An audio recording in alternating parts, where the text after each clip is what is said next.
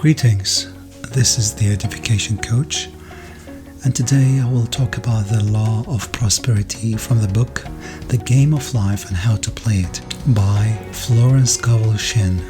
Yea, the Almighty shall be thy defense, and thou shalt have plenty of silver.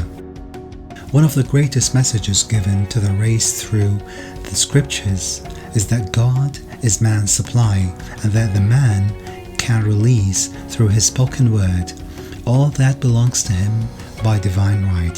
He must, however, have perfect faith in his spoken word. Isaiah said, "My word shall not return unto me void, but shall accomplish that whereunto it is sent." We know now that words and thoughts are a tremendous vibratory force, ever molding man's body and affairs. A woman came to me in great distress and said she was to be sued on the 15th of the month for $3,000. She knew no way of getting the money and was in despair. I told her God was her supply and that there is a supply for every demand.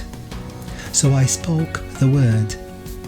I gave thanks that the woman would receive $3,000 at the right time in the right way. I told her she must have perfect faith and act her perfect faith. The 15th came, but no money had materialized.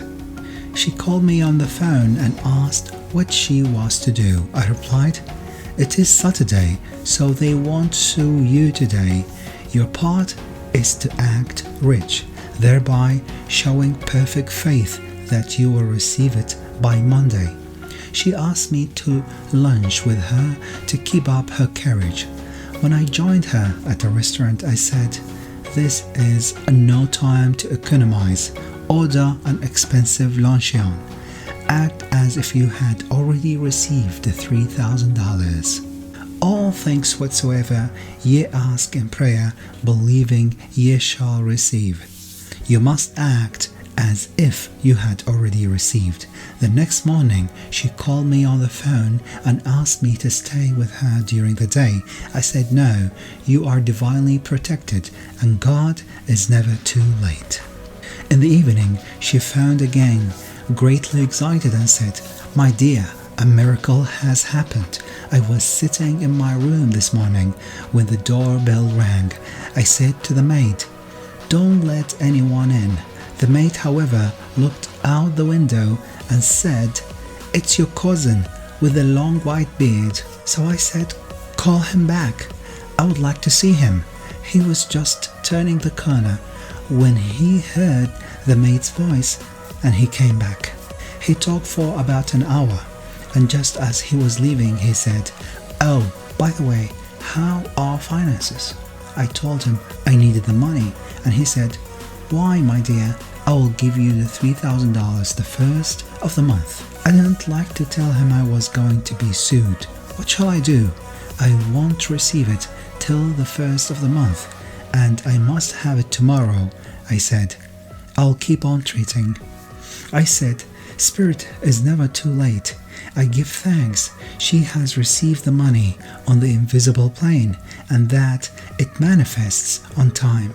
The next morning, her cousin called her up and said, 'Come to my office this morning and I will give you the money.'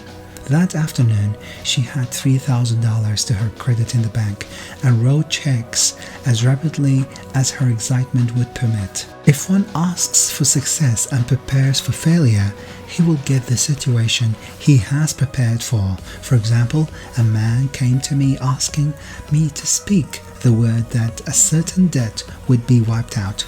I found he spent his time planning what he would say to the man when he did not pay his bill, thereby neutralizing my words. He should have seen himself paying the debt. We have a wonderful illustration of this in the Bible, relating to the 3 kings who were in the desert. Without water for their men and horses, they consulted the prophet Elisha, who gave them this astonishing message. "Thus saith the Lord, ye shall not see wind, neither shall ye see rain, yet make this valley full of ditches. Man must prepare for the thing he has asked for when there isn't the slightest sign of it in sight. For example, a woman found it necessary to look for an apartment during the year when there was a great shortage of apartments in New York. It was considered almost an impossibility, and her friends were sorry for her and said, "Isn't it too bad? You will have to store your furniture and live in a hotel." She replied, "You needn't feel sorry for me. I am a superman and I will get an apartment." She spoke the words, "Infinite Spirit, open the way for the right apartment." She knew there was a supply for every demand and that she was unconditioned, working on the spiritual plane, and that one with God is a majority. She had contemplated buying new blankets when the tempter, the adverse thought or reasoning mind suggested, "Don't buy the blankets. Perhaps after all you won't get an apartment and you will have no use for them." She promptly replied to herself, "I will dig my ditches by buying the blankets." So she prepared for the apartment, acted as though she already had it. She found one in a miraculous way, and it was given to her although there were over 200 other applicants. The blankets showed active faith. It is needless to say that the ditches dug by the three kings in the desert were filled to overflowing.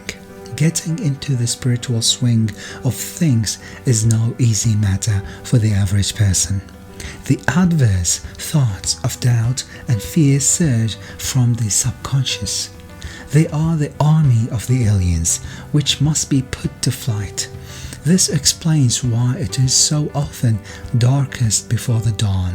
A big demonstration is usually preceded by tormenting thoughts. Having made a statement of high spiritual truth, one challenges the old beliefs in the subconscious, and error is exposed to be put out. This is beautiful. A big demonstration is usually preceded by tormenting thoughts. This is the time when one must make his affirmations of truth repeatedly and rejoice and give thanks that he has already received. Before you call, I shall answer. This means that every good and perfect gift is already man's awaiting his recognition. Man can only receive what he sees himself receiving. The children of Israel were told that they could have all the land they could see. This is true of every man. He has only the land within his own mental vision. Every great work, every big accomplishment has been brought into manifestation through holding to the vision. And often just before the big achievement comes apparent failure and discouragement. The children of Israel, when they reached the promised land, were afraid to go in, for they said, "It was filled with giants who made them feel like grasshoppers." And there we saw the giants, and we were in our own sight as grasshoppers. This is almost every man's experience. However, the one who knows spiritual law is undisturbed by appearance and rejoices while he is yet in captivity. That is, he holds to his vision and gives thanks that the end is accomplished he has received. Jesus Christ gave a wonderful example of this. He said to his disciples, "Say not yea, there are yet 4 months, and then cometh the harvest? Behold, I say unto you, lift up your eyes and look on the fields, for they are ripe already to harvest." His clear vision pierced the world of matter, and he saw clearly the fourth dimensional world, things as they really are, perfect and complete in divine mind. So man must ever hold the vision of his journey's end and demand the manifestation of that which he has already received.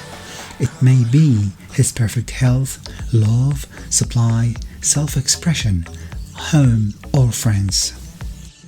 They are all finished and perfect ideas registered in divine mind, man's own superconscious mind, and must come through him, not to him. For example, a man came to me asking for treatments for success. It was imperative that he raise within a certain time $50,000 for his business, but time limit was almost up when he came to me in despair. No one wanted to invest in his enterprise, and the bank had flatly refused a loan. I replied, "I suppose you lost your temper while at the bank, therefore your power. You can't control any situation if you first control yourself.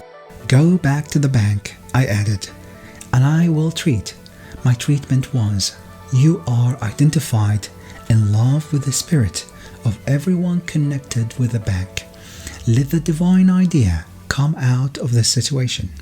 He replied, "Woman, you are talking about an impossibility. Tomorrow is Saturday. The bank closes at 12, and my train won't get me there until 10, and the time limit is up tomorrow. And anyway, they won't do it. It's too late." I replied, "God doesn't need any time, and it's never too late. With him all things are possible." I added, "I don't know anything about business, but I know all about God." He replied, "It all sounds fine when I sit here listening to you, but when I go out it's terrible." He lived in a distant city, and I did not hear from him for a week. Then came a letter. It read, "You were right. I raised the money and will never again doubt the truth of all that you told me." I saw him a few weeks later, and I said, "What happened? You evidently had plenty of time after all." He replied, "My train was late, and I got there just 15 minutes to 12. I walked into the bank quietly and said, 'I have come for the loan,' and they gave it to me without a question. It was the last 15 minutes of time allotted to him, and Infinite Spirit was not too late. In this instance, the man could never have demonstrated alone. He needed someone to help him hold to the vision. This is what one man can do for another. Jesus Christ knew the truth of this when he said, "If two of you shall agree on earth as touching anything that they shall ask, it shall be done for them of my Father which is in heaven." One gets too close to his own affairs and becomes doubtful and fearful. The friend or healer sees clearly the success, health, or prosperity and never wavers because he is not close to the situation. It is much easier to demonstrate for someone else than for oneself, so a person should not hesitate to ask for help if he feels himself wavering. A keen observer of life once said, "No man can fail if one person sees him successful."